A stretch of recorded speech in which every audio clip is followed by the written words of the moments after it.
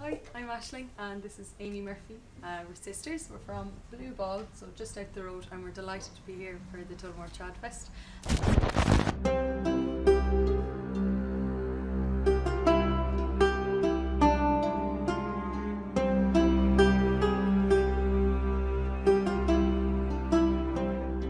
Hello, Randonauts. I don't even know what to say to you guys. It's been not just a minute, but several minutes since you and I have done a Randonautica adventure together.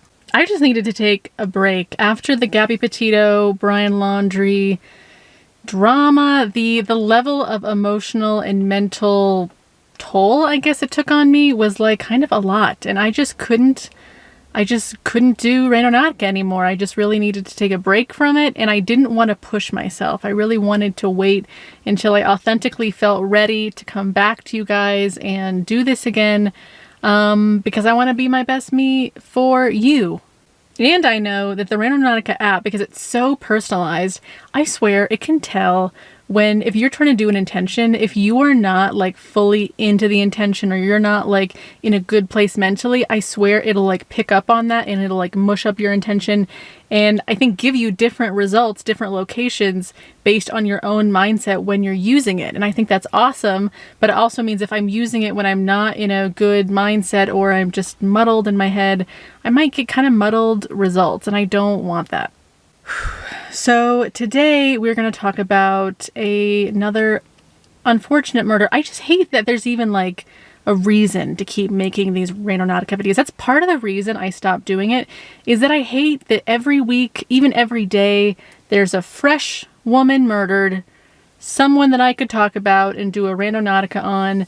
I don't like that. I wish that there wasn't any reason to do this kind of niche on YouTube.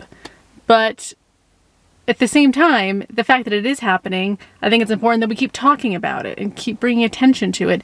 And this Randonautica stuff is my unique way of doing that.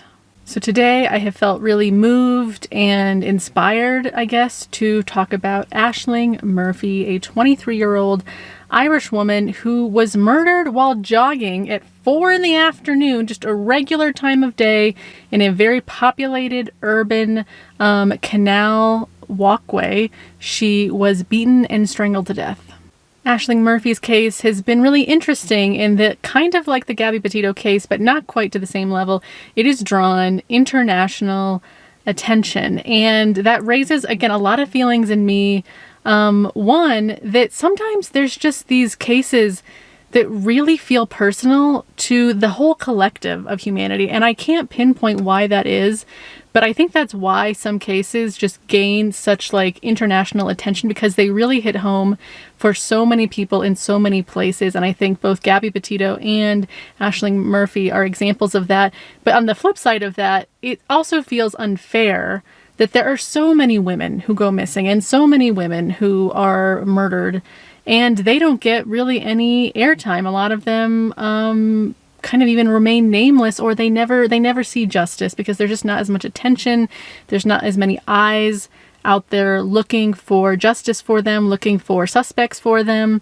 And that's really sad. And there's something about this case in particular that really brings up those feelings of duality in me, of like, oh, I'm really glad that this is bringing a different kind of attention to this issue, especially for Ireland. But at the same time, why is it that we have another beautiful young white woman who is murdered, and there's so many other people that don't fit her looks, her demographic, that are also murdered, and they don't get as much attention. And that's also been a struggle just in me, and I just had to call it out. But again, to go back to like the part that we all identify with in Ashling's case is like, we all can identify as being someone who just wants to go for a jog at 4 p.m, not even early in the morning or late at night. Like, nothing she was doing was out of the ordinary or would suggest that she was going to be unsafe in any way. And yet she was targeted by, it seems, what we know so far, by kind of a random attack. So the suspect, his name is Josef Puska, I want to say. I hope I'm not saying his name wrong. He is a Slovakian national living in Ireland. And I have some thoughts about how that might unfortunately play out that I'll get to later. But this man has been named very publicly as the clear primary suspect in the case of who murdered Ashling. And it's, yeah, from what we know, it's pretty clear that there was no prior relationship between them. They didn't know each other. It was truly just like a random attack. Ashling was in the wrong place at the wrong time. And other than that, there's not a lot known about this Joseph character. What I think is odd is that the most public thing I keep finding in the news about him is that he is living in Ireland on disability with a $226 a week disability allowance. That seems pretty personal, and yet that's the only thing that we all seem to know about him. And other than that, it doesn't look like he has a wife. I think he has a family, but not much is that I could find was really succinct about the family. Anyway, it doesn't matter. It was a random attack. And I'm so glad that they fairly quickly identified the primary suspect. So at least, we have some clues, I guess, as to what happened.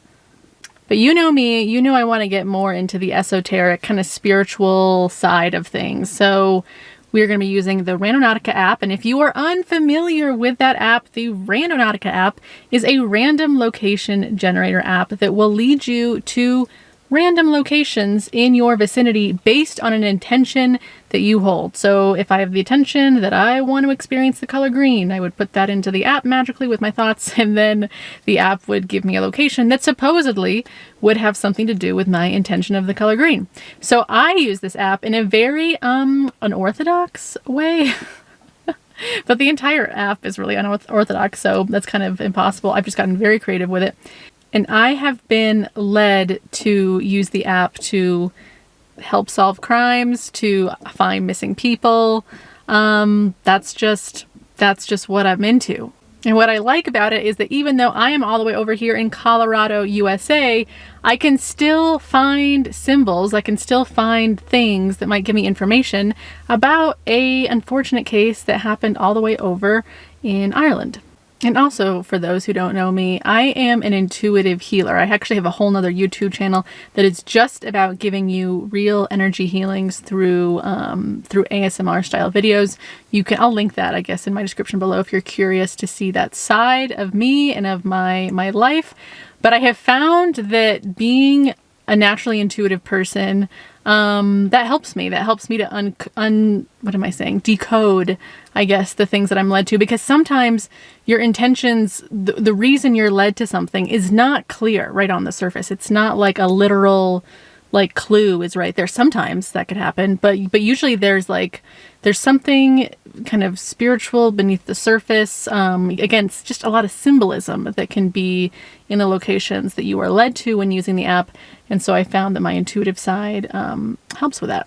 Also, before I forget, before we get into my first intention here, I have a Patreon now, and I've been so focused on my healer YouTube channel that I haven't even really talked about it here.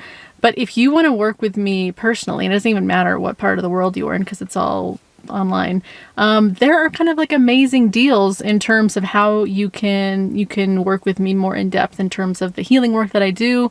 So if you are curious about that, you can always go over to Patreon and see how to just get some healing and get some intuitive guidance on your own life. So the links for all that, are in the description below.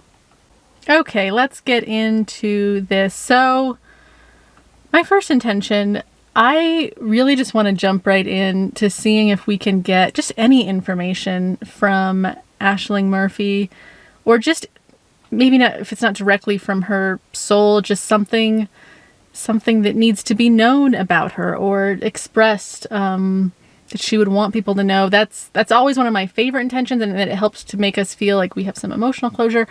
But we can also just sometimes get some really interesting, just deep stuff out of that. So my first intention is just a message from Ashling Murphy. So here is the Randonautica app. I have pulled it up, a little blurry. Yeah, that's my radius. So a random point within that radius will hopefully be given to me that's a match for my intention to get some sort of message. So let's just do it. Ashling Murphy. Science. Ashling. Whoa, okay, so we got this point. But something I have failed to mention, there's just so many things I need to tell you guys. And there we go, it's focused. So this is off of Marshall Road. I am in Boulder, Colorado. We have had so much tragedy in Boulder, Colorado, and I happen to be in the area that's right behind the King Soopers, where we had a massive shooting in March 2021. And I'm also near where we just had a huge fire that wiped out a lot of homes. And that point is on Marshall Road that was like totally decimated by the wildfire that just came through and took out so many homes. I haven't tried to drive down there yet.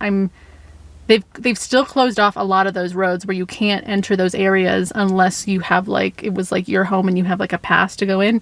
So we're going to try to drive over there.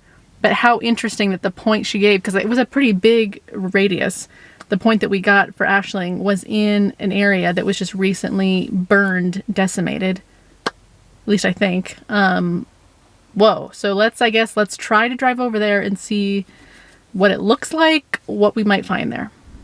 So something I still haven't told you guys is I decided to start over here. It's very near to the elementary school that I attended. I grew up in this neighborhood in South Boulder. And I decided to start by my old elementary school because, as many of you know, Ashling was a primary school teacher, or as how we would say in the States, an elementary school teacher. And I just thought it felt appropriate to connect with my own elementary school days in honor of her. There is such a touching, or several touching photographs of her adorable little students at her funeral procession holding up pictures of her, and it just breaks your heart to see that. And it just, I don't know, she was so loved. She was such a really important member of her community, and her life was really just beginning. And it's like, I think that's part of the reason it's so offensive to us, our human senses, because such an important life was cut short. Okay, I gotta make a big turn here, so we're gonna turn you off. Like I said before, the Randonautica app is so personalized, and that even though I'm doing an intention that's about Ashling Murphy, how fascinating that's tying back into my own life, and that it's taking me to an area that I've been honestly too afraid, well, I don't know if it's afraid, but it's more like too grief-stricken, I guess, to even come out this way. This is the area where the fire started, and I know a lot of you are really familiar with the big Boulder wildfire that wiped out. It was the most devastating wildfire in all of Colorado history, wiping out thousands of homes, thousands. It became like an urban fire, but it started out here. We're not quite there yet. But you can see, like out here, it's very grassy. It's like the plains, but the wind was so strong that day that it blew towards Superior and Louisville, which is just south of Boulder, and just decimated so many homes. And so this point that we're going is like right in the area, right in the path of where the fire went, and that is just like a whoa correlation. I'm really curious. I hope that we can get over to it. Like I said, they have kept so many of those burn areas still closed off because they don't want, a lot of people from the public. Oh gosh, sorry, it's blurry on the screen, I just realized. But they don't want a lot of people from the public, just kind of going in there. But some areas they have reopened because they're just so public that they can't keep them closed. But so we'll see if this is going to be one of those instances. We are almost there, so let's see what happens. Okay, so I'm on Marshall Road. You can see, this is where the fires, you can see that tree right there. It's like half burned.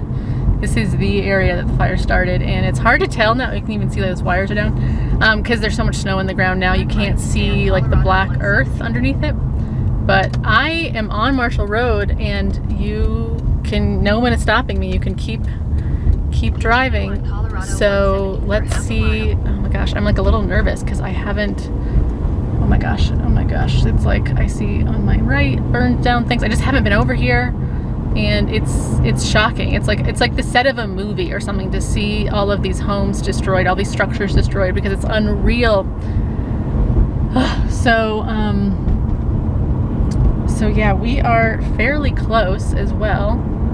And again, to you guys, like, you probably can't see much because there's snow everywhere, so you can't see how black the ground is. But believe you me, like over here, you can see that used to be a house, and it's not anymore. It's just a bunch of rubble with snow on top. Oh, you can see the burn damage on that one right there. There's cars going by, but you can see how burned that is. It looks like a bomb went off or something. Over there also used to be a house. Now there's nothing. Again, it's hard to tell with the snow because the snow's covering all the damage, but it's just crazy. Okay, we are really close, and oh my gosh, we're actually like right there. Okay, it's apparently on the left. I'm gonna pull over. I've arrived. Oh my goodness. Okay, here we go. Pulling over. This isn't really a place to pull over, but I'm gonna make it work. We're gonna a little bit farther where we can, oh shit, I'm sorry, dude. There is a guy behind me, and I am so sorry, but this is an actual spot. Okay, okay. So I'm definitely, like, I have room to park, but it's still legally parked by a trailhead that used to be a trailhead. Now it's obviously closed because of the Marshall Fire damage. But our point is to the left, guys. There's like a weird drone right above me. How weird. Oh no, maybe that's a plane. I don't know, very weird. But this is the point. It's right over here. I'm gonna try to get out. I am illegally parked though. And I honestly can't tell. I see a foundation over there, so I think this is a burned down house, but it's hard to tell with the snow what exactly happened here, what is going on here, but we're gonna try to see. Just to get a close-up of the map, you can see like the blue dot here is me, and the point is where this kind of like shadowy bank of trees was or is, because it doesn't look like this anymore, obviously. Okay, walking along the busy road. It's never super fun. But, yeah, so up that embankment, that hill, we obviously can't get over there because this is private property, there's a fence. There's lots of burn damage over there. Yeah, you can definitely see, oh yeah, you can see there. I'll stop. You can see where the snow's melted a bit, the black ground underneath. But the point is kind of like up that embankment, up this hill. It's all black. It does look like there was some sort of foundation. You can see this like red, I can't really tell what it is, but there's some sort of red hose or something across cement. So I can only assume maybe it's the foundation of a house that was there. A lot of burned, just burned earth all over the place. And yeah, because obviously we can't go over there, can't really see much else, but definitely a lot going on in this spot, that is for sure. These structures that have burned down, they almost look kind of like old Irish stone buildings, which is interesting. I don't know what they looked like before, but now they look like kind of old ruins. And then something else I think is really interesting is this tree right here. There's like a beautiful little stone circle someone made around it. That's obviously been there a long time, like before the fire happened just last month. And then up there, you can see, maybe that was a house. It looks very black there, like maybe there was a house there. I don't know. But we got to get back to my car because it feels a little dangerous out here. This is a really busy road, and yeah, but you can see fire was right here, right on through here. So really interesting parallels here. So obviously here in Colorado, in Boulder, we just had this very unexpected, devastating tragedy of this fire coming through, burning so much of this area. And Ashling Murphy's death was also a very unexpected tragedy that just kind of came out of nowhere, just like our fire did here. And it's just so fascinating to me that of all the points, like I said, it was a wide area where we could have gotten a point, and of all the areas it brought us was here, not just a place that was burned by the fire. I'm like out of breath just from like holding my breath out in the busy street. But an area that's like right next to where the fire started. And so it just feels, it feels like you can just feel the grief here as well. And I feel like that really resonates with the grief that surrounds Ashling's situation. I don't know if this is directly like a message from Ashling. Like I said, like maybe the intention brought us more to like just sort of a sign of the whole situation in terms of how we're feeling on like a human level. But it feels like a very literal parallel has been made, and I need to move my car because I'm so close to the cars coming. We need to go. But let's go somewhere else, safer, to do another intention. So now we are in Superior. It's like we're right next to so much other damage. I thought I might as well just drive to Superior down Marshall Road and show you guys, so you can tell this is a neighborhood that completely, just the entire neighborhood was just taken out by the fire. And it's just, I still can't believe it. Like, it's hard to look at for me, for everyone. Like, no one likes to drive past this, and no one feels good driving past this. But it's hard to fathom an entire neighborhood. This was a whole subdivision that was totally wiped up by the fire. And I don't mean to make this video about the fire. It's just like, that's where our first point led us to. So I thought, let's show you guys what is going on here in Boulder. So now, this is really sad, like the sign of the subdivision, right? It looks almost like a graveyard now. But I'm gonna park over here by this park, and you can see over there, there's no damage. That's what's so interesting about this fire, is like it really, like it's so much damage, and then right next to it there's none. It's very bizarre how it worked out. But let's park and do another intention.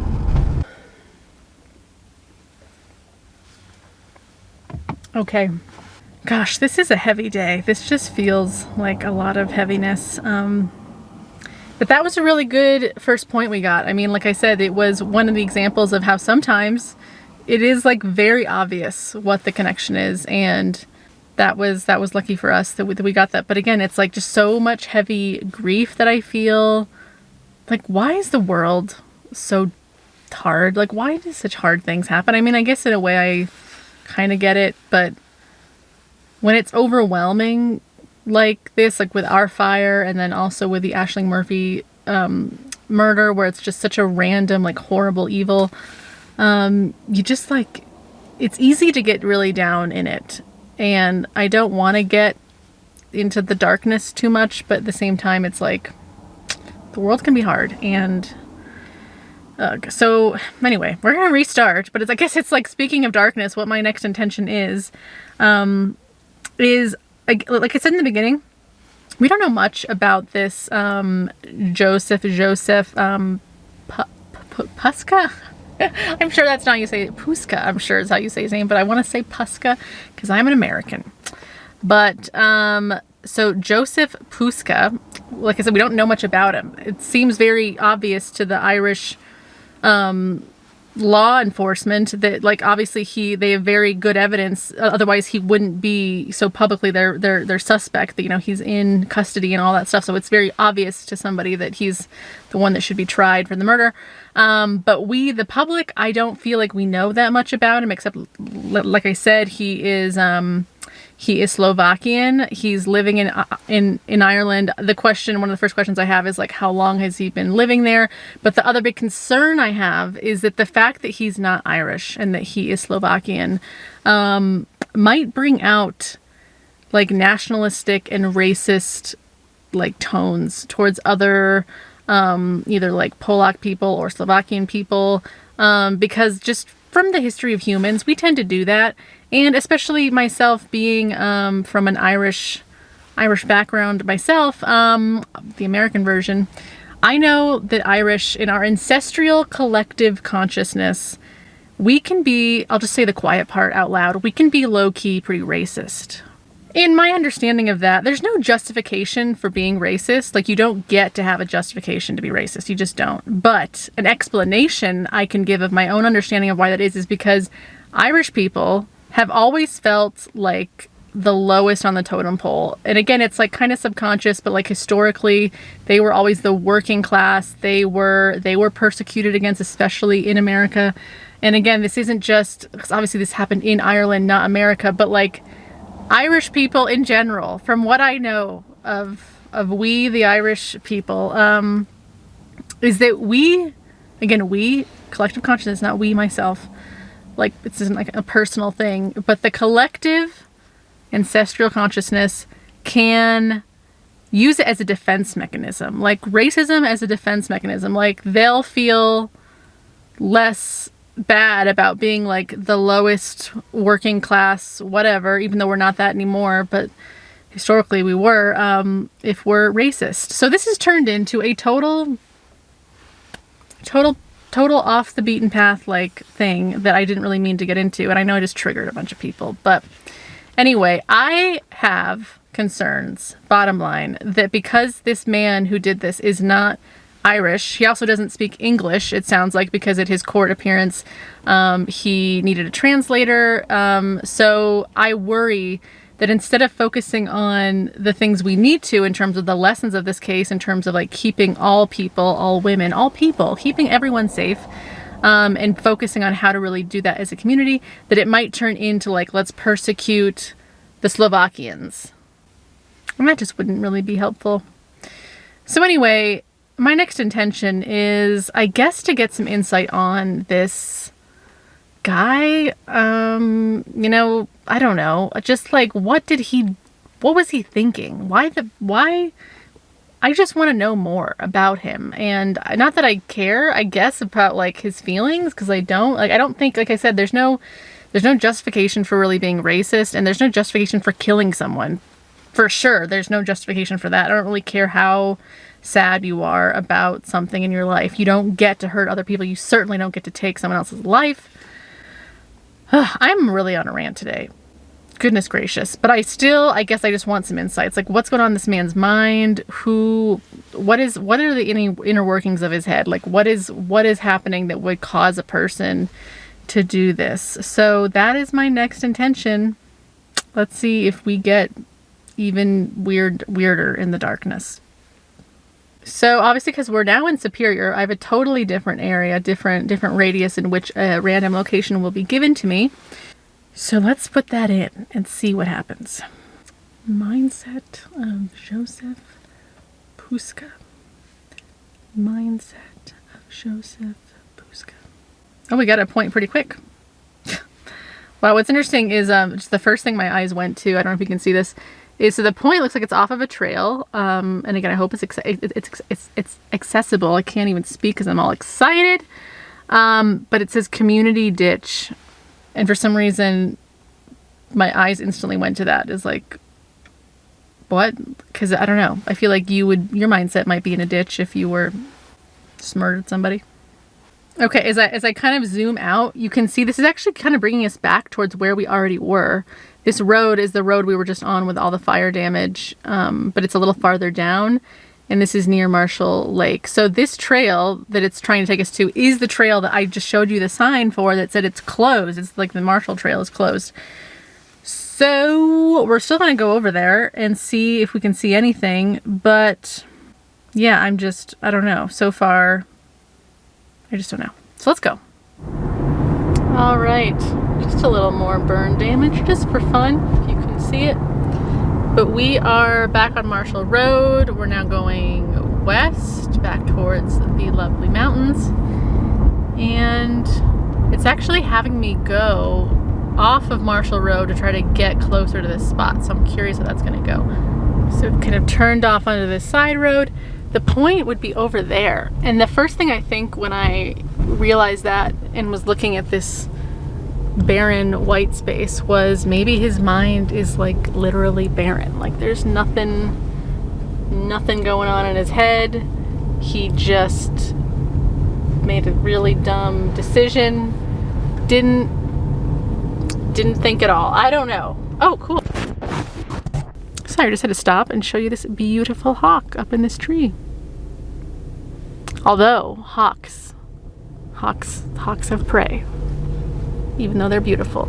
And I don't think this guy's beautiful, but did he go after Ashling like prey? Kind of seems like it.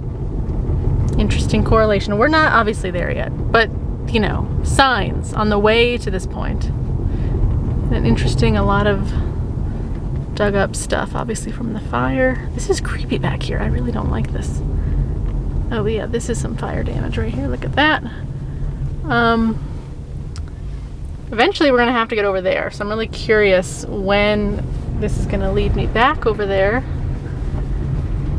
I don't know if I've ever really been back here, but it's definitely creepy vibes. Yeah. Okay, what is so weird is it wants me to turn like right here. There's not even a road. This is just some fence that was damaged, blown down. Who knows, but it wants me to turn. Okay, I guess right after, but I still don't think. Can I turn there? Right. I don't see any reason why I couldn't. But we're really close to, I think, Rocky Flats, which is a super, just a toxic area where they did a lot of nuclear tests, a lot of tests on animals that were really messed up back in the 80s. And it was closed down. Now they're trying to turn it into like a wildlife reserve.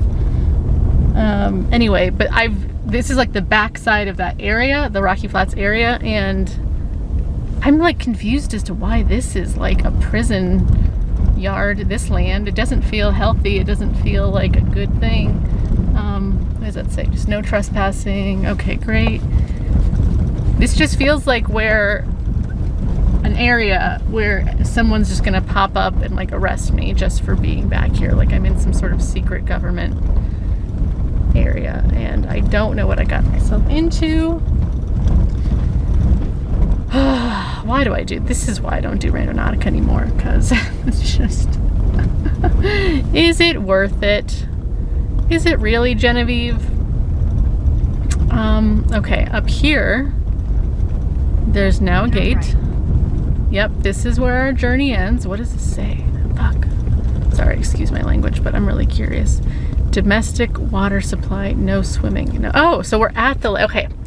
So, I don't know what this means, but that down there that you can't see, there's like an embankment by those trees, and that's where this water is, and the point's near that water. Ugh. Let's just see how close we are. So yeah, there's the water that we're stopped. The point, okay, I see it's on the other side. Yeah, so that's why, so this is Marshall Road, and that's why it seems like it's right on a trail that should be accessible from this way, but as we saw, those trails are all closed because of the fire damage. We're just on the other side of the lake. Dang. So, we're not really gonna get over there, but I can tell you, as I have been telling you, the vibes, not good, and it's like, I don't know how to describe it. I hope you guys can maybe sense it through what you've seen so far, but it feels bad over here. Like, it's just, like I said, we're kind of close to Rocky Flats, like the backside. Like I said, I've never been on this side, and sorry, the lighting is really bright and harsh and bad, but I just, like, I literally feel like I have like a headache all of a sudden. Like, I feel like just disoriented, and I feel like almost like drugged or something. Just from the nature of like following this point, I don't feel good, and or I should say this intention.